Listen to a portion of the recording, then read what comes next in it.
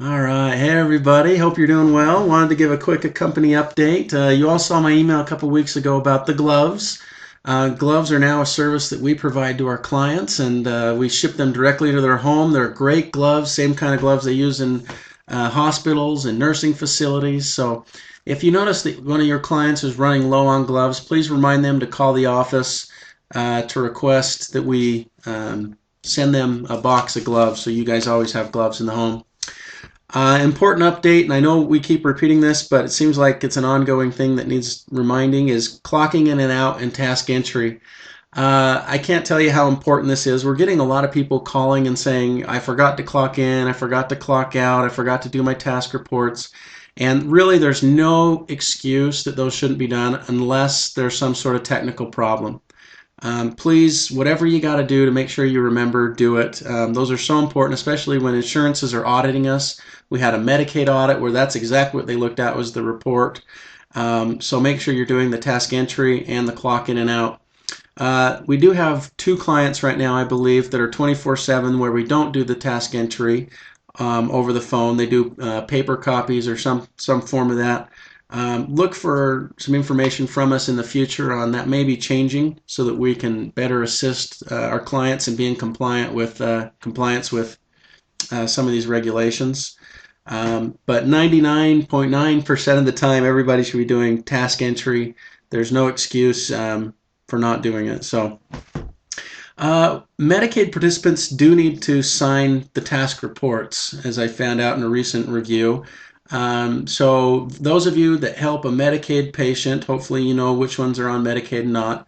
But if not, once a month you'll get a packet from the office. It'll have reports in it, and all you need to do is just sign it and have your client sign it, and there'll be a pre-stamped envelope. You just need to send it back to the office. That'll only be for a select few clients, but it's worth mentioning here in case you do see that packet and know that you need to sign that. It's just the task report saying that yes, those cares were provided, that need to be signed by you and your client. Referrals. We're always looking for great employees, and we're growing. We want to make sure we're getting the word out there. So just a reminder, we do pay for any client referrals if you know any seniors that need help, or if you know of any employees that are looking for work that would be great caregivers. We're always looking for the best caregivers that we can possibly find. That's why you're here on our care teams, because we thought that and feel that you are a great asset, and we want to continue to hire good people. So please refer them. We'll give you a referral check for those. By now, everybody should have had an opportunity to speak to Shannon. She's the scheduler here in the office. She is in charge of helping Sue with scheduling. So if there's a scheduling issue, you need time off or you need to change your schedule, you call the office. You can talk to Shannon. She's great to work with. She'll help you out. Really become good friends with her and talk to her, and moving forward, I'm sure you'll be communicating a lot with Shannon and Sue. So Shannon may be calling each of you over the next few weeks about your expirations. If you've had your CNA expire, your CPR, your first aid, your car insurance, that's a big one. If any of those documents are expired, your driver's license is expired, we're going to be calling asking for an updated copy. It would be nice if you know any of those things have been expired, you just fax over a copy or scan and email us a copy of those documents so that you can be proactive in that. But we do need to be in compliant with all those documents, so if you have any expirations, we'll be calling you. And again, that'll most likely be Shannon. So an email I sent out a couple weeks ago about name badges. I don't have mine on right now, but we are offering name badges to employees. I was excited to see that there was quite a few employees that wanted the name badge. It's a great thing to have. It's got your picture, it's got your name, it's got your telephony ID number on it. It makes us look more professional in the eyes of clients. Some clients, obviously, you don't need it because you only work with them. You've worked with them for 5 or 6 years. If you walked in with a name badge, they'd laugh at you. But especially for those that are in facilities or have multiple clients, I definitely recommend a name badge. The only thing you got to do if you want a name badge is just send us a picture, a thumbnail picture of a profile picture of yourself, and we'll send you a name badge for free, no cost. And I think it helps with the professionalism that we're trying to portray to our clients. So last thing before I let you go, I wanted to remind everyone about client safety. Um, it's easy for us to go in and evaluate a situation just on the surface and make recommendations. But as you're in with a client day after day, week after week, you notice things more often than we do. And I hope that you're aware and are looking for risks and safety concerns in the home and with the client, and informing the office and informing the families of those. Just a few of the common ones that we're seeing lately.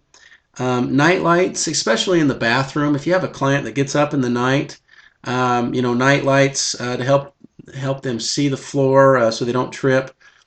Speaking of tripping, I always recommend removing all rugs from a house, regardless of the client's um, medical conditions. I think rugs are a trip hazard as you get older, and so if there's rugs in the way, that might be a recommendation. Look at that, see if we need to remove those or move them so they don't trip and fall.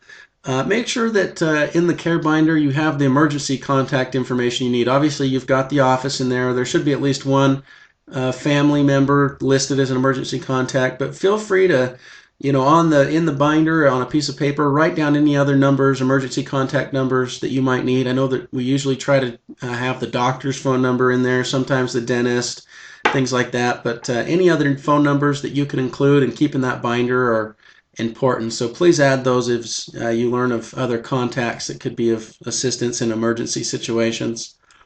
Medical equipment. If you notice that they need a bed alarm, they need a handrail, they need grab bars in the bathroom or a toilet seat riser, those are all things that I think help with safety and can help you in taking care of your clients. So please keep that in mind. What we do is plan for the worst and hope for the best, and so we're there to help the client in any way we can. As always, call us if you have any questions or concerns. I really like hearing the success stories.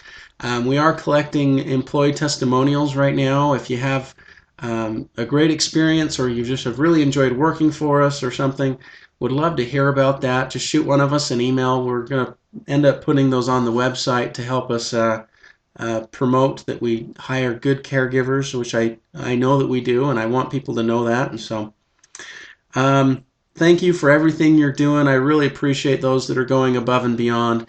You know who you are. They're the people that take a lot of the on-call shifts, that are willing to do those weekends and evenings, and the care never stops. And so we recognize and appreciate those that have really gone above and beyond to help our clients in their times of need, regardless of when and where that is. We've had several people that have been willing to travel 2 or 3 hours at a time to help people, and just to get there. And obviously that's a big commitment.